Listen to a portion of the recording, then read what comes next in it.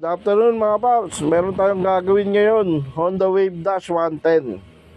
So binaklasan natin yung clutch assembly niya, yung kanan gilid, then yung cylinder block saka cylinder head. So ito yung cylinder block niya, nabaklasan natin. Ito naman yung cylinder head. So yung cylinder head, punong-puno ng carbon. Tapos ayun, may tagas yung kanyang exhaust valve. So baklasin natin yung rocker arm. Yan. O yan, baklas na yung rocker arm.